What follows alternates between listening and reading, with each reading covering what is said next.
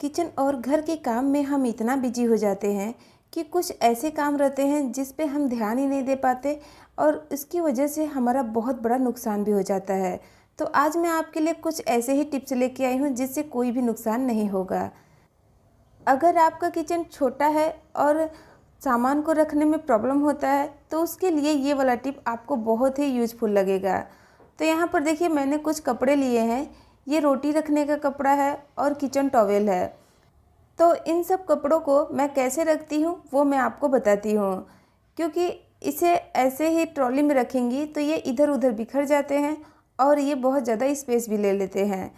तो इसे रखने के लिए सबसे पहले कपड़े को मैं इस तरीके से फोल्ड कर लेती हूँ। जो कपड़ा आपको यूज करना है उसे आप निकाल लें। उसके बाद जो हमारे किचन का कबर्ड रहता है उसके दरवाजे को खोलेंगे और दरवाजे के अंदर वाले साइड में हम चिपकाएंगे डबल साइड टेप। तो यहाँ पर मैंने डबल साइड टेप ले लिया है। अब टेप को छोटे टुकड़े में काट लूँगी। अब इसे मैं दरवाजे के अंदर वाले हिस्से में चिपका दूँगी। तो अपने हिसाब से इसे ऐसे चिपका दें। तो यहाँ पर मैंने देखिए टेप को चिपका दिया है। अब इसके ऊपर का जो पेपर है उसे निकाल देंगे। वीडियो पसंद आएगा तो लाइक ज़रूर कर दीजिएगा। अब हम लेंगे क्लॉथ पिन और पिन को टेप के ऊपर लगाकर हल्का सा दबा देंगे ताकि ये अच्छे से चिपक जाए। अब कपड़े को अच्छे से फोल्ड करेंगे और दो कपड़े को एक साथ इस तरीके से पिन में लगा देंगे। तो ये देखिए, एकदम अच्छे से कपड़ों को हमने ऑर्गेनाइज कर दिया है और कपड़ों को रखने के लिए एक फिक्स जगह भी बना दिया है और ये बहुत ज़्यादा स्पेस भी नहीं लेंगे।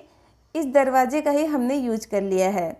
तो आप यहाँ पर किसी और चीज़ को भी हैंग करके रख सकती हैं। जो आपको लगता है कि यहाँ पर हैंग किया जा सकता है तो उसे आप इसमें लगा दें। तो चलिए अब देख लेते हैं अगला टिप क्या है।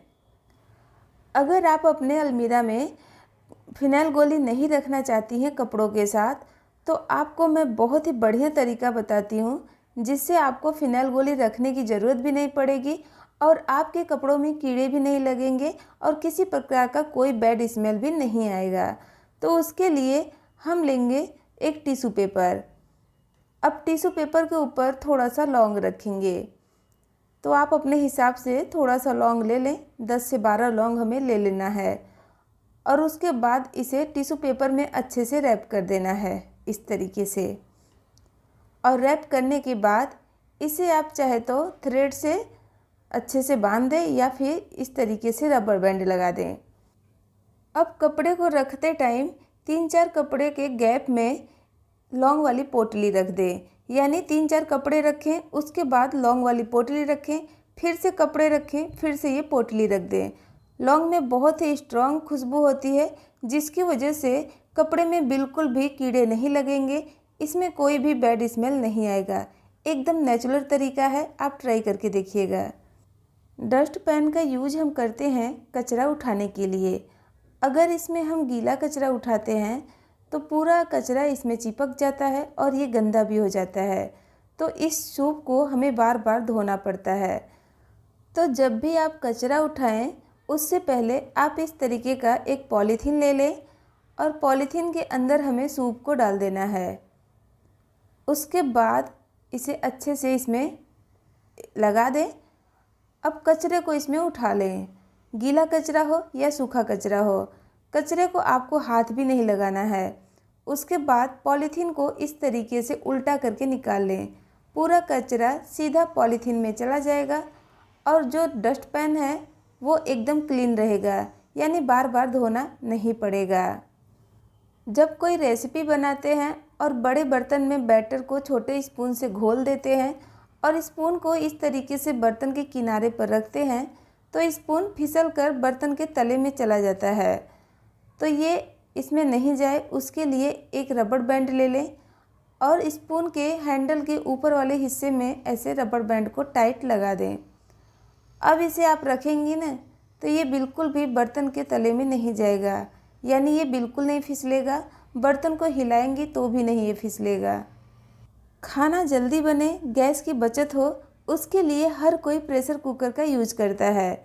मगर जब हम इसमें चावल बनाते हैं या फिर दाल बनाते हैं तो चावल के अगर छोटे टुकड़े होते हैं ना तो जब सीटी लगता है तो थोड़े बहुत चावल इसके सीटी में जाके अटक जाता है। अगर दाल बनाते हैं तो दाल के छिलके भी इसके अंदर चला जाता है। तो इसे क्लीन करने के लिए हम बहुत सारे तरीक़ों को यूज करते हैं, मगर आज मैं आपको बहुत ही बढ़िया तरीका बताऊंगी।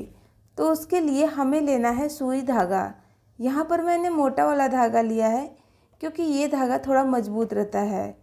अगर आपके पास ये पतला धागा है तो आप इसे लें तो 3 से 4 बार इसे फोल्ड कर लें ताकि ये मजबूत हो जाए।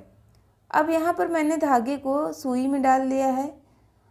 अब क्या करेंगे कि सुई को धागे में घुमाकर अच्छे से टाइट कर लेंगे इस तरीके से। उसके बाद प्रेशर कुकर के ढक्कन के सेंटर में से इसे अंदर डालेंगे जहाँ पर कि सीटी हम लगाते हैं, और इस तरीके से खींच लेंगे दूसरे साइड से। तो ये जो इसके अंदर चावल रहेगा ना, सब निकल जाएगा इस धागे के थ्रू। इसी तरीके से इसके अंदर वाले साइड में भी सुई को डालकर ऐसे धागे को खींचेंगे, यानी साइड से। तो ये सब भी अच्छे से क्लीन कर लेंगे और उसके बाद आपका जो प्रेशर कुकर है बहुत ही अच्छे से काम करने लगेगा और क्लीन करना भी बहुत आसान हो गया है एकदम अंदर तक। तो इस टिप को आप ट्राई करके देखिएगा, आपका काम तो आसान होगा ही, टाइम भी बचेगा। जब भी हम कहीं सफ़र में बाहर जाते हैं तो अगर छोटे बच्चे हैं तो उनकी दवाई को भी साथ में लेके जाते हैं, मगर छोटे बच्चों का जो दवा होता है वो इस तरीके के बॉटल में होता है, यानी लिक्विड होता है। तो इन्हें ले जाना थोड़ा सा मुश्किल लगता है क्योंकि ये गिरकर बैग में फैल जाते हैं। तो जब भी आप इसे लेके जाएं कहीं तो इस तरीके से सिल्वर फॉइल में इसे अच्छे से रैप कर दें। जब सिल्वर फॉइल में अच्छे से इसे रैप करेंगे उसके बाद इसमें से दवा बिल्कुल भी लीक नहीं होगा। आप चाहे तो इसके ऊपर से रबर बैंड भी लगा सकती हैं। तो यहाँ पर मैंने सिल्वर फॉइल के ऊपर से रबर बैंड लगा दिया है। अब ये जो दवा है ना, ये बिल्कुल भी नहीं गिरेगा, एकदम आराम से आप ट्रैवलिंग कर सकती हैं। तो चलिए नेक्स्ट टिप देखते हैं क्या है। बर्नल को हम धोते हैं तो बहुत अच्छे से क्लीन कर लेते हैं, इनो, खाने का सोडा, विनेगर, नींबू, यही सब डालकर। मगर ऊपर से तो ये चमक जाता है, अच्छे से साफ़ हो जाता है, मगर इसका जो होल है ना, यानी छेद है ना, उसे साफ़ करना बहुत ज़रूरी रहता है। तो उसे साफ़ करने के लिए मैंने यहाँ पर ले लिया है अगरबत्ती का लकड़ी।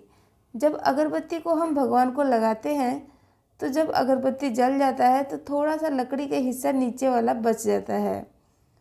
तो उससे आप इसे इस तरीके से क्लीन कर सकती हैं, बहुत अच्छे से ये क्लीन हो जाता है।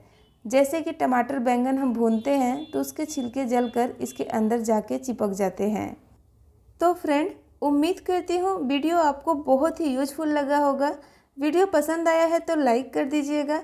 चैनल पर पहली बार आई हैं तो चैनल को सब्सक्राइब कर दीजिएगा। साथ में बेल आइकन को भी क्लिक करिएगा ताकि मेरे अगले वीडियो का मैसेज सबसे पहले आपको मिले।